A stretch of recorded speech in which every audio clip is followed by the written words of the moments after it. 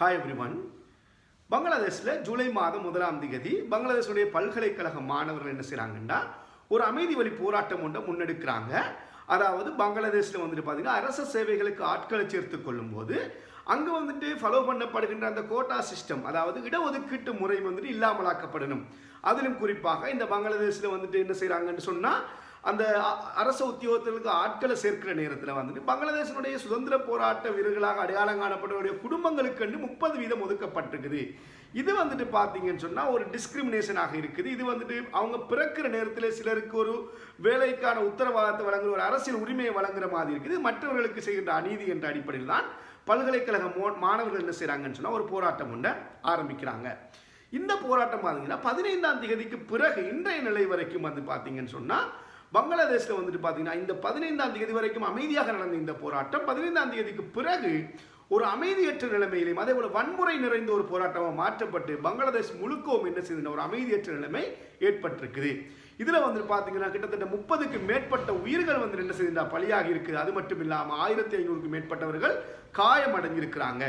So இப்படி அமைதி வழி போராட்டமாக உருவாக்கப்பட்ட இந்த மாணவர் போராட்டம் ஏன் இப்படியான ஒரு வன்முறை நிறைந்த ஒரு போராட்டமாக மாற்றப்பட்டது?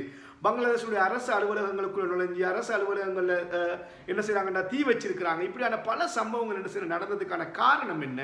அதே போல் அங்கே ஃபாலோ பண்ணப்படுகின்ற இந்த இடஒதுக்கீட்டு முறைமை என்ன? அதே போல் பார்த்தீங்கன்னா இந்த போராட்டம் இப்படியான வன்முறை நிறைந்ததாக மாற்றப்பட்டு அதனுடைய போராட்டத்தினுடைய நோக்கம் இப்பொழுது பார்த்தீங்கன்னு சொன்னால் பங்களாதேஷனுடைய பிரதமராக 4வது முறையாகவும் இந்த வருடம் ஜனவரி மாதம் தேர்ந்தெடுக்கப்பட்ட ஷேக் ஹசீனாக்கு எதிரான போராட்டமாக இப்பொழுது என்ன செய்ய மாற்றப்பட்டிருக்குது. ஸோ இதுக்கான காரணங்கள் என்னென்ற விஷயங்களை தான் நாங்கள் என்ன செய்யப்போனா இந்த வீடியோவில் சுருக்கமாக பார்க்க போகிறோம். ஸோ வீடியோ என்ன செய்யணும் முழுமையாக பாருங்கள். அதே போல் பார்த்தீங்கன்னு சொன்னால் இதே மாதிரி இன்னும் பல வீடியோக்களை விஷயங்களை நீங்கள் தெரிஞ்சு கொள்ளணும்னு சொன்னால் சேனலையும் என்ன செய்யணும் மறக்காமல் சப்ஸ்கிரைப் பண்ணி கொள்ளுங்கள். ஸோ பங்களாதேஷை பொறுத்த வரைக்கும் 1970-71 காலப்பகுதி வரைக்கும் அது பாகிஸ்தானோட இணைந்த ஒரு தேசமாக தான் இருந்தது. 70-71 காலப்பகுதிக்கு பிறகுதான் என்ன செய்யுதுன்னு சொன்னால் அது பாகிஸ்தானில் பிரிந்து ஒரு தனி ஒரு நாடாக அங்கீகரிக்கப்பட்டிருக்குது. ஸோ இந்த பிரச்சனைக்கான அடிப்படை காரணம் என்னென்னா இந்த மாணவர் போராட்டம் ஆரம்பிக்கப்பட்டதுக்கான அடிப்படை காரணம் என்னன்னு சொன்னால் இந்த பங்களாதேஷில் அரச சேவைக்கு அரச உத்தியோகங்களுக்கு ஆட்களை சேர்த்துக் கொள்ளும்போது அங்கே ஒரு என்ன செய்கிறாங்கன்னா ஒரு கோட்டா முறைமை, அதாவது இடஒதுக்கீட்டு முறைமை என்ன செய்யறாங்கன்னா ஃபாலோ பண்ணுறாங்க. அந்த இடஒதுக்கீட்டு முறையில் பார்த்தீங்கன்னா கிட்டத்தட்ட அரைவாசிக்கு மேற்பட்ட பகுதி 56% என்ன நடக்குதுன்னு சொன்னால் இடஒதுக்கீட்டுக்காக ஒதுக்கப்பட்டு மற்ற பொதுமக்களுக்காக பார்த்தீங்கன்னா 44% ஒரு அளவு தான் என்ன செய்யப்பட்டா வைக்கப்பட்டிருக்குது. இதில் குறிப்பாக பார்த்தீங்கன்னு சொன்னால் பங்களாதேஷில் சுதந்திர போராட்டத்தில் பங்கெடுத்தவர்களுடைய குடும்பத்துக்காக 30% ஒரு இடஒதுக்கீடு வழங்கப்பட்டிருக்குது. அதே போல் பார்த்தீங்கன்னு சொன்னால் 30% அந்த போராட்ட வீரர்களுடைய குடும்பங்களுக்காகவும் அதே போல் பார்த்தீங்கன்னா 10% பெண்களுக்காகவும் என்ன செய்யணும் ஒதுக்கி இருக்கிறாங்க. அதே மாதிரி 10% பார்த்தீங்கன்னா பின்தங்கிய கிராமங்கள் பின்தங்கிய பகுதிகள் இருக்கிறவர்களுக்காக 10% ஒதுக்கப்பட்டிருக்குது. 5% பார்த்தீங்கன்னு சொன்னால் சிறுபான்மையினத்தவர் பங்களாதேஷில் இருக்கிற சிறுபான்மையினத்தவர்களுக்காக என்ன செய்ய ஒதுக்கி இருக்கிறாங்க. அதே போல் 1% பார்த்தீங்கன்னா டிசபிலிட்டிஸ், அதாவது அங்கே இருக்கிற அங்கவினர்கள் இயலாமை அப்படியானவர்களுக்காக ஊனமுற்றவர்கள் அப்படியானவர்களுக்காக என்ன செய்தால் 1% வழங்கப்பட்டு மொத்தமாக 56% என்ன செய்தால் இடஒதுக்கீடு வழங்கப்பட்டிருக்குது. ஏனைய 44% தான் இந்த பொதுமக்கள் அரசு சேவையை பெற்றுக்கொள்வதற்கான ஒரு சந்தர்ப்பம் இருக்குது. இது பார்த்தீங்கன்னு சொன்னால் மிகப்பெரிய அளவான இந்த பொதுமக்கள் இந்த ரொம்ப குறுகிய ஒரு அரைவாசிக்கு மேற்பட்ட பகுதி இடஒதுக்கீடு ஒழுங்கப்பட்ட காரணத்தால் ரொம்ப குறுகிய அளவு தான் என்ன செய்கிறாங்கன்னா அவங்களுக்கான சந்தர்ப்பம் கிடைக்கிறதால தான் இந்த பங்களாதேஷில் பார்த்தீங்கன்னு சொன்னால் வேலை வாய்ப்பின்மை வீதம் என்றது அதிகரிச்சிருந்தது. ஸோ இந்த விடயத்தை அடிப்படையாக வச்சு தான் என்ன செய்கிறாங்கன்னா இந்த மாணவர்கள் போராட்டத்தில் என்ன செய்கிறாங்க இந்த போராட்டத்தை முன்னெடுக்கிறாங்க. இதே மாதிரியான ஒரு போராட்டம் பார்த்தீங்கன்னா 2018ஆம் ஆண்டு என்ன செய்யுதுன்னா இதே மாதிரி ஒரு போராட்டம் இந்த இடஒதுக்கீட்டுக்கு எதிராக நடந்தது. இந்த 2018ஆம் ஆண்டு நடந்த இந்த போராட்டத்துக்கு பிறகு பார்த்தீங்கன்னா இந்த இடஒதுக்கீடு முறை பங்களாதேஷில் இருந்து என்ன செய்யணும் நீக்கப்பட்டது, இது இல்லாமலாக்கப்பட்டது. இப்போ இருக்கிற பங்களாதேஷனுடைய பிரதமர் தான் அப்பையும் பிரதமர் ஷேக் ஹசீனா அவருடைய அரசாங்கத்தால் என்ன செய்யணும் அந்த இடஒதுக்கீடு முறை என்ன செய்ய இல்லாமலாக்கப்படுது. இதுக்கு பிறகு பார்த்தீங்கன்னா இப்போ ஜூன் மாதம் இந்த வருடம் இந்த ஜூன் மாதம் பங்களாதேஷனுடைய ஹைகோர்ட் என்ன சொல்கிறாங்கன்னு சொன்னால் இந்த இடஒதுக்கீட்டு முறைமை இல்லாமலாக்கப்பட்டது ஒரு அன்கான்ஸ்டியூஷனல், அரசியலமைப்புக்கு முரணானது, அது மறுபடியும் என்ன செய்யணும் சொன்னால் அமல்படுத்தப்பட வேண்டும் என்ற ஒரு தீர்ப்பு என்ன செய்கிறாங்கன்னா ஜூன் மாதம் என்ன செய்கிறாங்கன்னா வெளியிடுறாங்க. இந்த தீர்ப்புக்கு பிறகுதான் இந்த மாணவர் போராட்டம் 1ஆம் தேதியோட முன்னெடுக்கப்பட்ட ஒரு அமைதியான வழியில் தான் இந்த போராட்டத்தை இந்த பங்களாதேஷ் பல்கலைக்கழக மாணவர்கள் முன்னெடுக்கிறாங்க. அந்த போராட்டத்தில் ஈடுபட்ட மாணவர்களுடைய முக்கியமான ஒரு கருத்து அல்லது அவங்களுடைய அந்த போராட்டத்தினுடைய அவங்களுடைய நோக்கம் என்னவா இருந்ததுன்னு சொன்னால், இந்த 30% இந்த சுதந்திர போராட்டத்தில் ஈடுபட்ட பிள்ளைகளுடைய குடும்பம், அந்த போராட்ட வீரர்களுடைய குடும்பத்தில் இருக்கிற பிள்ளைகளுக்கு வழங்கப்படணும் என்ற விஷயம் ரொம்பவே ஒரு டிஸ்கிரிமினேஷன், இது ஒரு அநீதியா இருக்குது. ஏனென்று சொன்னால், ஆரம்பத்தில் சுதந்திர போராட்ட வீரர்களுடைய பிள்ளைகளுக்கு வழங்கணும் என்று சொன்னது அது ஒரு ஏற்றுக்கொள்ளத்தக்கது. ஏன்னா அவங்க பெரிய இழப்புகளை சந்திச்சிருக்காங்க, அவங்களுக்கு அது வழங்குறது பிரச்சனை இல்லை. ஆனால் இப்போ அது தலைமுறையாக அவங்களோட பிள்ளைகளுடைய பிள்ளைகள் என்று தொடர்ச்சியாகவே இப்படி வழங்கப்பட்டு வாரன்றது பிறப்பின் போதே என்ன செய்யறாங்க, சிலருக்கு அந்த அரசியல் உரிமை கிடைக்குது, அரசு தொழிலுக்கான உத்தரவாதம் சிலருக்கு பிறப்பாலேயே வழங்கப்படுது. அந்த குடும்பத்தில் பிறந்த காரணத்தாலே அவங்களுக்கு அரசு தொழில் உத்தரவாதமா இருக்குது.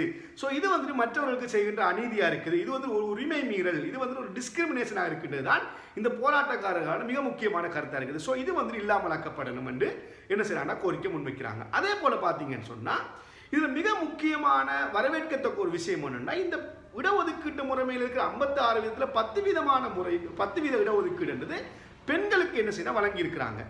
இந்த போராட்டத்தில் ஈடுபட்ட பெண்களும் ஈடுபட்டிருக்கிறாங்க. ஸோ பெண்கள் என்ன சொல்றாங்கன்னா, இந்த பெண்களுக்காக ஒதுக்கப்பட்டிருக்கிற 10% தேவையில்லை, நாங்கள் என்ன செய்யலாம் சொன்னால் மெரிட் அடிப்படையிலேயே என்ன செய்யலாம், இந்த அரசு உத்தியோகத்துக்கு எங்களை ஆட்களை சேர்க்கிறது சிறப்பாக இருக்கும் என்று தான் அவங்களுடைய கருத்தாகவும் இருந்தது. அதே போல தான் பார்த்தீங்கன்னு சொன்னால், ஸோ போராட்டத்தில் முன்னெடுக்கிறவங்களோட விஷயம் என்ன அவங்களோட கருத்து என்னன்னு சொன்னால், இந்த சிறுபான்மையினருக்காக ஒதுக்கப்பட்டிருக்கிற 5% என்றதும், அதே போல பார்த்தீங்கன்னு சொன்னால் இந்த டிசபிலிட்டிஸ் என்ற வகைக்குள்ள வரக்கூடிய ஒரு விதத்து அவங்களுக்காக ஒதுக்கப்பட்டிருந்த 1% என்றது போதுமானது, மற்ற ஏனைய எல்லாமே என்ன செய்யணும் இல்லாமலாக்கப்படும் என்ற கோரிக்கையை தான் என்ன செய்யறாங்க முன்வைக்கிறாங்க. இந்த போராட்டம் ஆரம்பிக்கப்பட்டதுக்கு பிறகு இந்த மாதம் 10ஆம் தேதி அந்த பங்களாதேஷனுடைய நாட்டினுடைய உயர் நீதிமன்றம் என்ன செய்யணும் ஒரு தீர்ப்பு அளிக்கிறாங்க. இந்த விடயத்தை விசாரிச்சு ஒரு மாதம் நாங்கள் இந்த கோட்டா முறைமை என்ன செய்ய இடஒதுக்கீட்டு முறைமை சஸ்பெண்ட் பண்ணுறோம், இடைநிறுத்தி வைக்கிறோம் என்ன செய்யறாங்கன்னா இடைநிறுத்தி வைக்கிறாங்க. இந்த வழக்கு ஆகஸ்ட் மாதம் என்ன செய்யணும் 9-10ஆம் தேதியில் எடுக்கப்படும் என்ன செய்யறாங்க தீர்ப்பளிக்கிறாங்க. இந்த தீர்ப்புக்கு பிறகு பார்த்தீங்கன்னு அது வரைக்கும் அமைதியாக நடந்து கொண்டிருந்த இந்த போராட்டம் என்றது, ஸோ இவங்க என்ன செய்யறாங்கன்னா தொடர்ச்சியாக அரசாங்கத்தை வற்புறுத்துறாங்க, இல்லை இதை நீங்கள் முழுமையாக இல்லாமலாக்கணும் என்று போராட்டக்காரர்கள் மாணவர்கள் என்ன செய்யறாங்கன்னா என்ன செய்யறாங்க அரசாங்கத்துக்கு கோரிக்கை வைக்கிறாங்க. பங்களாதேஷ் டாக்காவில் முன்னெடுக்கப்பட்ட இந்த போராட்டம் பங்களாதேஷ் முழு பல்கலைக்கழக மாணவர்கள் என்ன செய்யணும் எல்லா இடங்கள்லையும் எல்லா நகரங்களுக்கும் இந்த போராட்டம் என்ன செய்யணும்னா முன்னெடுக்கப்படுது. இதுக்கு பிறகு 15ஆம் தேதி என்ன நடக்குதுன்னு சொன்னால், இந்த பங்களாதேஷனுடைய பிரதமராக இருக்கிற ஷேக் ஹசீனாவுடைய கட்சியாக இருக்கின்ற அந்த கட்சியைச் சேர்ந்த அந்த கட்சிக்கு சார்பாக இருக்கின்ற சில மாணவர் இயக்கம் என்ன செய்கிறாங்கன்னா, இந்த போராட்டத்தில் ஈடுபட்டவர்கள் ஒரு தாக்குதல் உண்டு அந்த யூனிவர்சிட்டி வளாகத்தில் கேம்பஸ் வளாகத்தில் வச்சு என்ன செய்கிறாங்கன்னா தாக்குதல் செய்கிறாங்க. ஸோ இந்த தாக்குதலுக்கு பிறகு தான் என்ன செய்யணும் இந்த போராட்டத்தினுடைய வடிவம் என்ன செய்யணும் மாற்றம் வருது. ஸோ இதுக்கு பிறகு தான் என்ன சொன்னது ஒரு அமைதியின்மை ஏற்பட்டு இதுக்கு பிறகு தான் என்ன செய்யணும் அந்த போராட்டத்தில் முழுமையாக என்ன செய்யணும் பங்களாதேஷ் முழுவதும் என்ன செய்யணும் வன்முறைகள் கட்டவிழ்த்து விடப்படுது. ஸோ இதில் பார்த்தீங்கன்னா தாக்குதல் நடக்குது. இதுக்கு பிறகு பார்த்தீங்கன்னா அந்த போராட்டத்தை இடைநிறுத்துறதுக்காக போலீஸார் இராணுவம் என்று பல்வேறு தரப்பில் என்ன செய்யறாங்கண்டா இந்த போராட்டத்தில் ஈடுபட்ட மாணவர்களில் தாக்குதல் நடத்துகிறாங்க. அங்கே உள்ள டியர் கேஸுகளை பாவிக்கிறாங்க. அதே போல் ரப்பர் புல்லட்ஸ் ரப்பர் தோட்டாக்களை பயன்படுத்தி என்ன செய்கிறாங்கன்னா இந்த மாணவர்களை ஷூட் பண்ணி இப்படியான பல விடயங்கள் நடக்குது. இந்த சந்தர்ப்பத்தில் தான் இந்த பங்களாதேஷுடைய பிரைம் மினிஸ்டராக இருக்கின்ற இந்த போராட்டம் மறுபடியும் இது உயிரிழப்புகள் அதிகமாகிறதுக்கும் இந்த அதே போல் பார்த்தீங்கன்னா பங்களாதேஷுடைய இந்த பல்கலைக்கழக மாணவர்கள் போராட்டத்தில் ஈடுபட்டவர்கள் பங்களாதேஷோட அரசு அலுவலகங்களாம் இணைந்து என்ன செய்கிறாங்கன்னு சொன்னால் தீ வைக்கிறது, அதே மாதிரி இந்த மாதிரி பல ஒரு மிக முக்கியமான ஒரு பெரிய ஒரு அமைதி நாடு முழுவதும் ஏற்படுத்துகிற அளவுக்கு என்ன செய்யறாங்கன்னா நடக்கிறாங்க. இதுக்கான மிக முக்கியமான காரணம் என்னன்னு சொன்னால், பங்களாதேஷ் பிரைம் மினிஸ்டர் இந்த ஷேக் ஹசீனா என்ன செய்யறான்னு சொன்னால், இவன் ஊடகங்களுக்கு ஒரு பொதுமக்களுக்கு பேசுகிற நேரத்தில் மாணவர்கள் அமைதி காக்கணும் என்று சொல்கிறோம். அதே போல் பார்த்தீங்கன்னா இந்த அமைதி காத்திருக்கணும், உயர் நீதிமன்ற தீர்ப்பு வரைக்கும் நாங்கள் அமைதியாக இருப்போம், ஸோ நீதிமன்றத்தில் தீர்ப்பை நாங்கள் பார்க்கலாம் என்ன செய்யறாங்க பேசுகிற நேரத்தில் தான் இந்த போராட்டத்தில் ஈடுபட்ட ஆட்கள் என்ன செய்கிறான்னு சொன்னால் அவர் ரசாகாஸ் சொல்லி என்ன செய்கிறான்னு சொன்னால் பேசுகிறான், விழிக்கிறான்.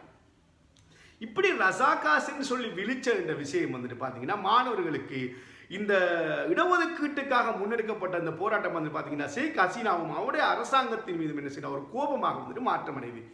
ஏன் காரணம்னு சொன்னால், இந்த ரசாகாஸ் சொல்லி அவர் சொன்னது என்னன்னு சொன்னால், இந்த ரசாகாஸ் என்று சொல்லி அந்த வார்த்தையால் என்ன செய்யறாங்க இந்த போராட்டக்காரர்கள் அவர் விழிக்கிறார். இது இந்த வார்த்தை என்ன எப்படின்னு சொன்னால், இது பங்களாதேஷில் என்னத்துக்காக பயன்படுத்தப்பட்டதுன்னு சொன்னால், இந்த பாகிஸ்தான்லேருந்து பங்களாதேஷ் வந்துட்டு பிரிகிற சந்தர்ப்பத்தில் வந்துட்டு பார்த்தீங்கன்னா பங்களாதேஷில் இருந்து கொண்டு சிலர் வந்துட்டு என்ன செய்கிறாங்கன்னா பாகிஸ்தான் வந்து பிரியக்கூடாதுன்னு சொல்லி பாகிஸ்தானுக்கு சார்பாக அல்லது பாகிஸ்தான் இராணுவத்துக்கு சார்பாக என்ன செய்கிறாங்கன்னா செயற்பட்டாங்க.